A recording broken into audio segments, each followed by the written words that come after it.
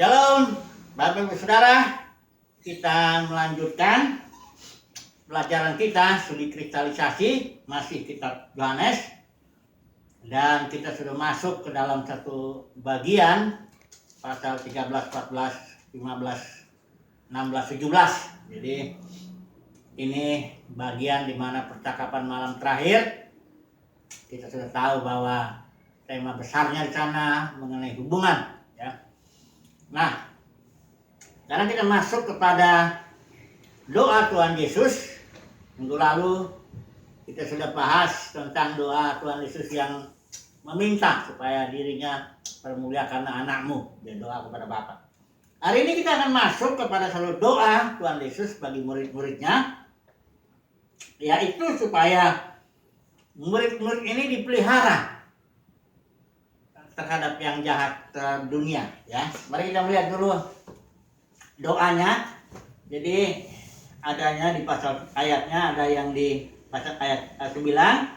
Aku berdoa untuk mereka. Jadi Tuhan Yesus berdoa untuk murid-murid, bukan untuk dunia. Aku berdoa, tapi untuk mereka. Nah, apakah doanya ini? Kita melihat di pasal yang 11 ini, pasal ayat 9 dan ayat 11-nya. Ya Bapa yang kudus, peliharalah mereka dalam namamu. Ya. Dan itu Tuhan Yesus bilang, selama aku di dunia, aku telah melihara mereka, aku telah menjaga. Jadi ini doanya ini ada 3 kali, ya, terungkap istilah pelihara. Ini di pasal yang ke-15 juga. Aku tidak meminta supaya engkau mengambil mereka dari dunia, tetapi supaya engkau melindungi mereka daripada yang jahat. Jadi istilah Yunani yang dipakai di sini adalah tereo, yang diterjemahkan memelihara, melindungi. Tapi ini sebenarnya istilah ini yang muncul 4 kali di pasal ini, ya, yang 3 kalinya terkait dengan doa Tuhan Yesus itu. Ini sebenarnya pengertiannya hold fast, memegang erat, ya. Melindunginya bukan sekedar memelihara, ya. Kadang orang memelihara tanaman, ya, asal jadilah, kalau mau hancur ya hancurlah, ya. Ini enggak, ini istilah tereo itu istilah yang sangat kuat, kata kerja yang sangat kuat menekankan jaga mereka, pegang kuat, ya, supaya jangan mereka jatuh kepada dunia ini, ya. Jadi di sini dikaitkan doa ini, tereo ini dikaitkan antara murid dengan dunia, ya. Jadi jaga mereka ini dari dunia.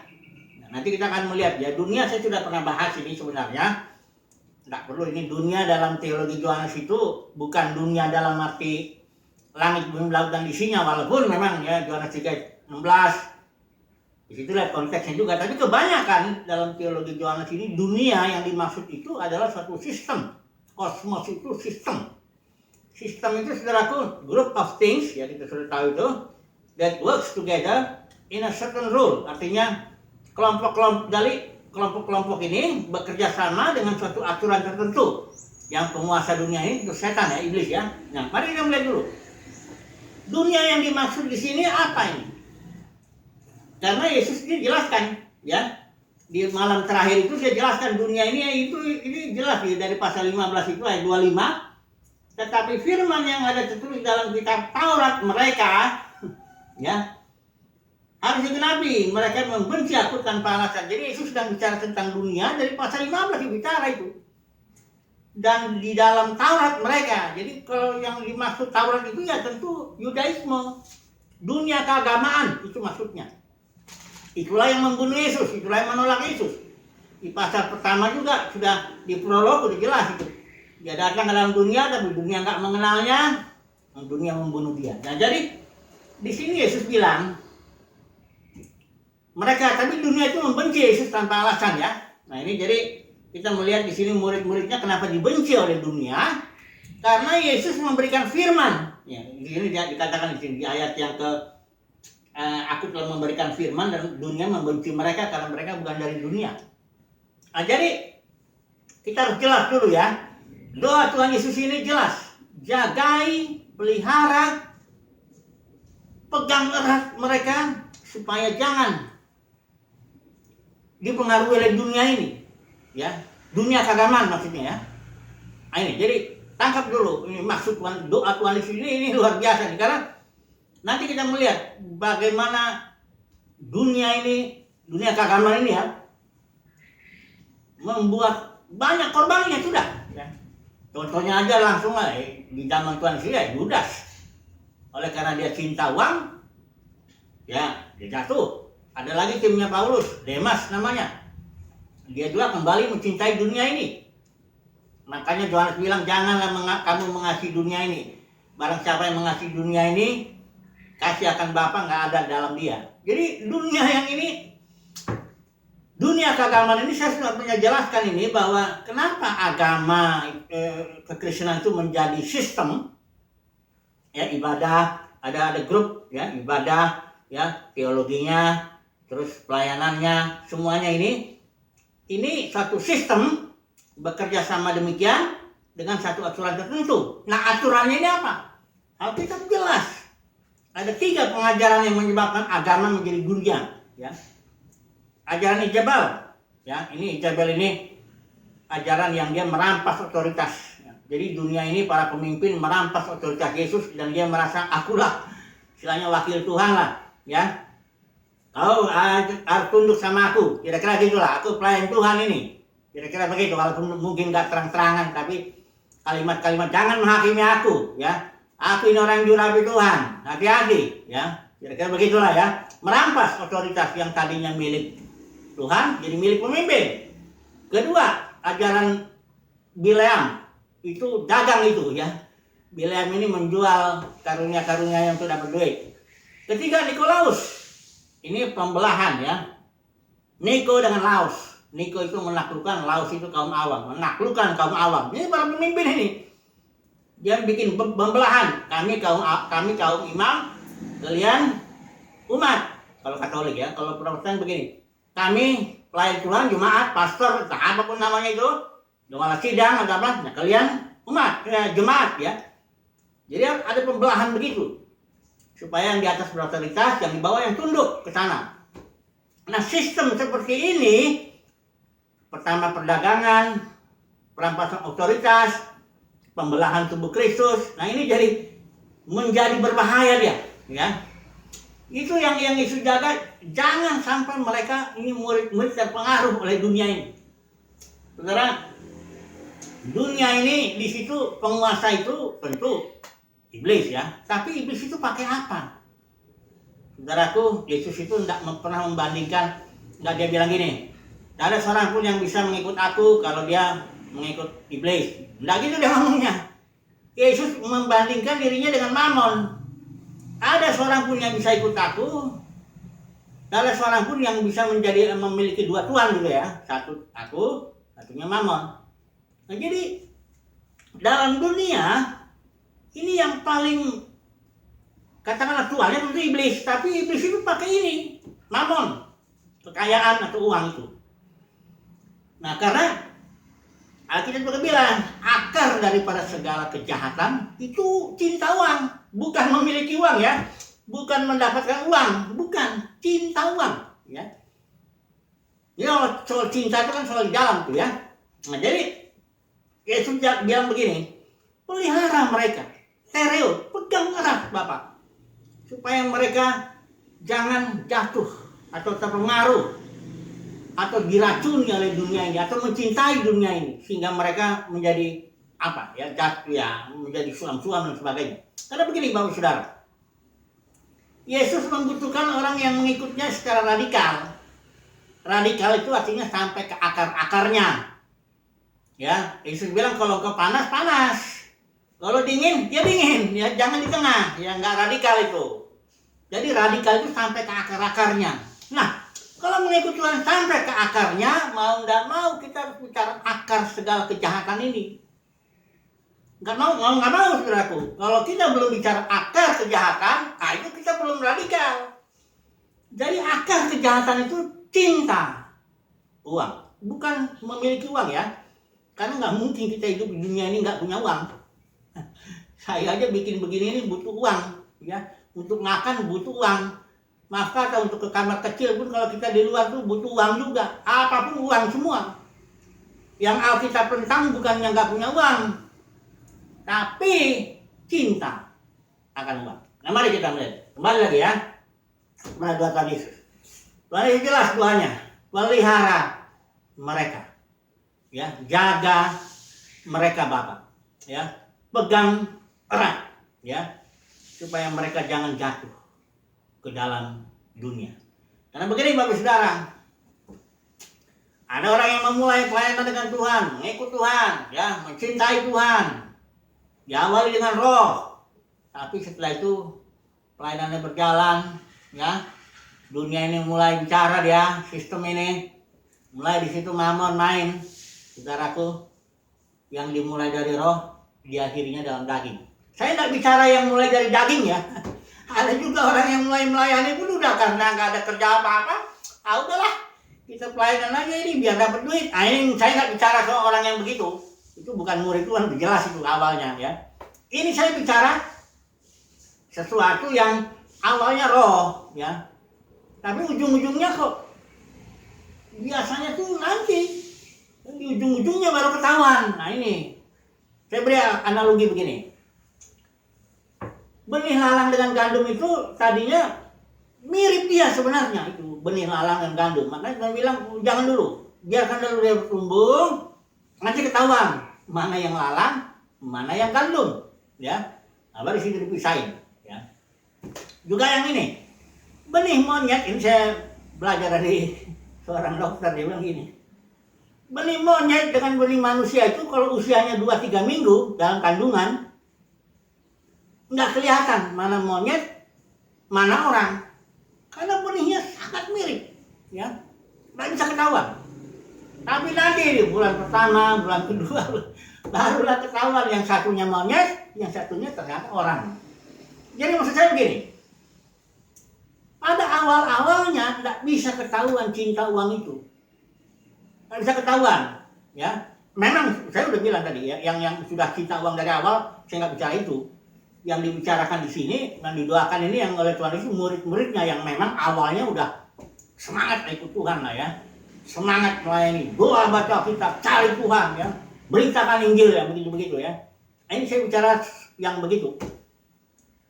Kalau tidak jaga hati, nah, atau memang di dalamnya sudah tidak dibereskan akarnya itu, cinta uangnya itu, nanti ketahuan.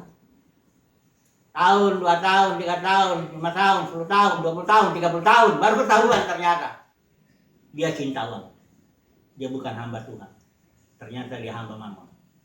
Ini ngeri Bapak Saudara. Ini ngeri. Sejarah banyak menceritakan itu. Nggak etis lah kalau saya menyebut nama-nama orang yang jatuh karena itu, kan nggak bagus. Tapi sejarah gereja penuh ya dengan orang-orang, atau di Indonesia ini aja lah, orang-orang yang awalnya luar biasa, di ujung-ujungnya persoalan. Karena akarnya itu tidak diselesaikan. Akarnya, jadi nggak radikal dia ikut Tuhan. Nggak diselesaikan akarnya. Akhirnya ketahuannya nanti. Jadi doa Tuhan Yesus ini, tereo ya, pegang Bapa, jagain mereka. Yang sudah dapat firman itu ya. Ingat ya, Tuhan Yesus nggak mendoakan dunia. Perhatikan ini. Saya ulangi lagi dikatakan ini. Ayat 9 ya, aku berdoa untuk mereka, untuk murid ya, untuk orang yang memang cinta Tuhan. Bukan untuk dunia aku berdoa. Jadi bukan untuk orang-orang yang memang udah lari ke pelayanan karena memang ya udah cari uang susah. Cari uang bisnis pun gagal ini, sudahlah kita cari uang di pelayanan ini aja lah. Kelihatannya gampang. Cari uang dari pelayanan, dari khotbah sana sini, tempel sana sini, ya. Ambil lagi perpuluhannya, ambil lagi buah sulungnya, macam-macam. Itu saya nggak berdoa yang begitu. Tuhan Yesus sudah, maksudnya Tuhan Yesus doa yang itu. Dia doa kepada orang-orang yang memang cinta Tuhan.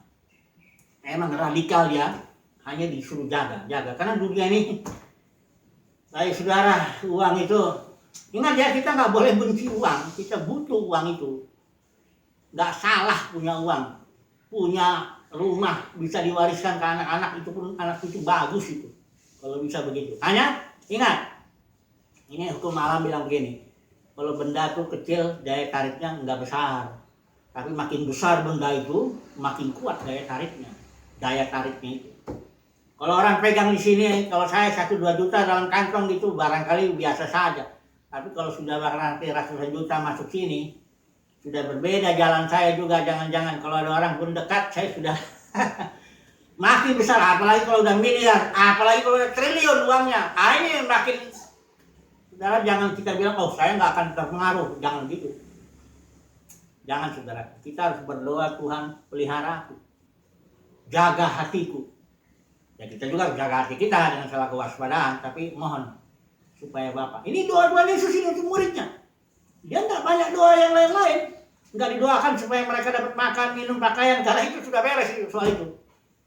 Yang didoakan jangan sampai mereka dipengaruhi oleh dunia ini.